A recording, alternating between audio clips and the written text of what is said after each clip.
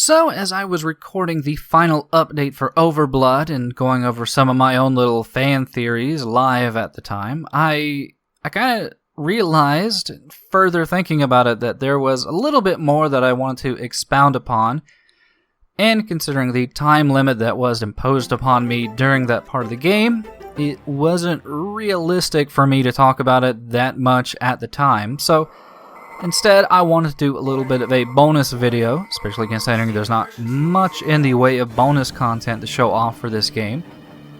And for that, I kind of wanted to expound a bit more upon my little fan theory about the, underlying plot that I almost want to say the game developers were trying to get at, but maybe just ran out of time for. So, we already know the basic plot. The Raz clone is locked away on the bottom of this facility, locked away for eternity, and I assume he's locked away by the real Raz, who just wants to live happily ever after with the clone of his dead wife. And that's how the game on a base level, I think, wants to sell it. The thing is that, deep down inside, I think that there is definitely more to it. There's a number of things, there's a couple things presented throughout the course of the game that makes you question whether or not the man that we are seeing in the shadows, the man in control, per se, is not actually the real Raz Karsi. Instead, I postulate the fact that that Raz Karsi that we were seeing in control in the shadows that ended up murdering the scientist and was trying to save his dead wife clone, was instead a clone himself that more or less grew an ego based on these implanted memories of the real Raz Karsi. And the real Raz Karsi is the one that was locked away for eternity down on the bottom level of the facility, where he was probably going to be buried along with all the rubble or left frozen forever. Now, the reason that I think this is, well, it's a bit of a stretch, let's say. A part of me thinks that, well, the military, the government, had fully taken over the facility to use the experiments, the serum, and all that to make the super soldiers that they wanted, and they wanted a prime candidate to do so.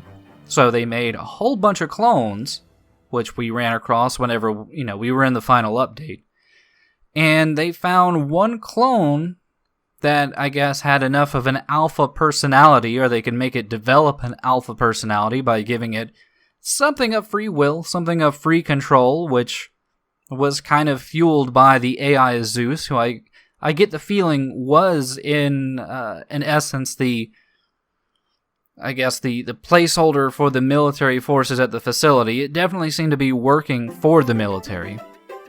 But yeah, I feel like they put in place a clone that they could convince, or that had convinced themselves, that it was the real Raz Karsi because it had all these feelings for Millie, that it had all the memories and thoughts of the real Raz Karsi, but was in actuality just going to be the prime candidate to be fully integrated with the experimental serum that was going to rewrite the RNA and allow the military to have this army of super soldiers at their beck and call that would supposedly have no memory. And, I mean, that's kind of where the game goes into more of a gray area. Like, will the serum work the same way on everybody, or is it only specifically attuned to a particular person's RNA? Like, was the fact that there were so many clones of Raz Karsi because the original Raz Karsi or the military realized that it had kind of specifically made it, at least the test batch, to work only on Raz? And that's why they had so many copies, and why I don't really think that all the enemies, all the monsters that we fought in the game, I don't think that they were people that had worked at the facility so much as they were just more clones of Raz Karsi that had been affected by the serum. So, getting back to the larger point, the fake Raz that was in control, that was working with the other two scientists that we saw. That Raz, feeling a bit jealous, I guess, realizing that if Millie clone had ever seen real Raz, that she might develop actual feelings for him. Imprinting of emotions. Possibility. Maybe. But yeah, he probably grew worried, especially knowing that the other scientists weren't super big on the fact that that this clone was trying to keep a clone for his own pleasure and purposes. He probably felt the walls closing in on him. So he decided, first and foremost, get rid of his main competition for Millie, real Raz, lock him down in the cryogenic area on the bottom floor, and then start working his own plans to get on the good side of Zeus, who probably already had his own machinations, like I said, military government-wise, to just make Raz, or fake Raz, feel in control. And also, in control Raz, ends up taking out the other two scientists just out of, we already saw. He was fearful that they were going to stop him from being with Millie. So, there still lies in the question of, alright, so let's say the Raz on the fourth floor, the bottom floor that was frozen, is the real Raz. Why did he lose his memories? Well, a part of that could be the serum, could be that ARNA virus, because it does mention that there's some memory loss that comes with that. What I also think might have happened is I think there is some level of disorientation that occurs after coming out of cryogenic sleep. I think, at least within the realm of science fiction, they don't really touch upon it in the game, but I do think that when you come out of cryogenics, you're supposed to be disoriented. It definitely does not give a clear picture about how much time has passed since Raz had been frozen. So depending on how long he was in there, it could have affected his mind in different ways, especially his memory. I think I also like the idea that he is the real Raz, because there's nothing really in the game that paints the Raz before the story starts is just inherently evil. So it's kind of hard to believe that we were just always playing the villain, or that Millie would have just kind of blindly gone along with this totally evil guy that the antagonist Raz was painted as. Not to mention that something that kind of struck me after the fact, there was a scene near the end where one of the monsters actually works in tandem with the antagonist Raz. When they're about to get on the elevator to go up to basement floor 1, one of the monsters distracts Raz long enough for antagonist Raz to boop him on the head. And I was thinking to myself, why was this monster suddenly working in tandem with Raz? I mean, for what we've seen over the extent of the game, the monsters are pretty much just mindless, entities. But what if, in fact, they were all working under the heed of the antagonistic Raz? What if, let's say they were all clones of Raz, that Alpha Raz somehow managed to have, I don't want to say a hive mind-like link to the other clones, but he did manage to have some measure of control over them that the real Raz just never would have had, because he was not, just a copy of himself. He was the actual one. I understand it's a bit far-fetched, especially considering that we never see any of the monsters in their original form. And there are some inklings, at least early on in the game, that there were other people at the facility that got hit by the ARNA virus and just turned liquefied, more or less. It's obviously not very clear, but I do like the idea that the antagonistic Raz it was controlling all of them and actively trying to, get rid of real Raz while also maybe trying to get back Millie with his, army of, monsters. And I do realize that there is a point in the story where antagonistic Raz is saying like, oh, well, we need to separate them because what if he turns? He'll totally attack Millie. And I think that was more or less antagonistic Raz trying to give Zeus, the AI, some justification for why he was really, really, really pushing for his end goal of saving Millie. And yet again, it also strikes me that there was that point, I think before they go to the Arboretum, leading into the sewer, that Millie is cornered by one of the monsters, and they mumble something. It's not very clear what it says. But the monster clearly holds back from attacking Millie for some reason. And I think it's because either A, it was instructions given by antagonistic Raz to one of his monster men.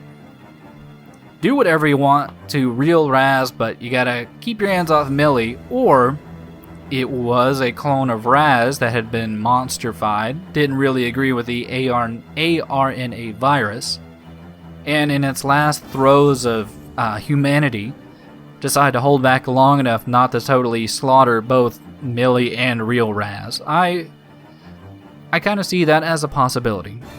Like I kind of mentioned, the game touches on a lot of ideas, and it almost starts to get into those ideas. Some of them could be pretty interesting, like, hey, this thing you thought was always just like the bad, evil, real Raz was actually just a clone put in place by the government to test and facilitate, the testing of the ARNA virus that Millie and real Raz were trying to stop. Because there's also the question of, they never really cover what happened to real Millie. Like, she's just dead. It's not covered whether or not it was an accident at the facility, if, maybe she was killed by the government, because she was actively trying to stop the work of weaponizing the ARNA virus. And there's a lot of possibilities there. It's just sad that it's never covered. There's also the question of why she was down on the second to last floor. Like, I get the impression that that antagonistic Raz maybe could have gone down and gotten her. But I also kind of feel that she might have been actively running away from antagonistic Raz, like she might have been up on the first or basement floor 1 and was actively trying to make her way back down to real Raz, who she might have known about, since antagonistic Raz would never shut the fuck up about him. And then there's also something else that struck me, especially with the ending. A very far out theory that I had was that one of the 2 dead scientists, who we never see, because at the time of that cutscene, all 3 of their faces are blacked out. A part of my thinking was that the reason that one of them had Raz's identification badge is that he was actually Raz, but older. Like, Millie had died years before. Like, she'd been long dead. One of the, like, with their cloning, they were able to make a clone of her as a younger version of herself. But that older Raz was still holding a flame. He was like, oh, let's make a clone of my wife. And then he realizes, like, oh, this clone I made of myself has become evil and was actively, trying to do his own machinations. And that one of those bodies we found, face down, was actually just an older version of Raz. That's why it had the ID badge. And that's also why antagonistic Raz could not... I don't think he could actually leave the room that we fought him in. I think since he had lost his badge, he couldn't get past the red peepos.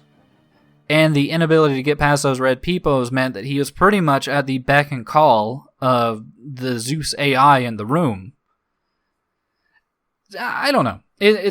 I understand. It's a bit far-fetched. There's nothing at all to support that outside of the weird fact that that particular scientist had that ID badge. I guess, well, it doesn't really make sense that it would have fallen off of antagonistic Raz during a scuffle or anything, because it still begs the question of how antagonistic Raz got past the red peepos into that room. Maybe Zeus just kind of let him temporarily get in there so he could keep watch over him. Either way, that's kind of my summation of what I think, what seemed to be the actual plot going on in the game. Well, I guess the underlying plot. Who was real Raz? Who was fake Raz? And just some underlying interesting questions that I think the game starts with and just never finishes with. It kind of it does remind me a lot of Dr. Hauser, where you end up going into this, extremely long, oversized underground pyramid that Dr. Hauser had somehow transplanted from Egypt.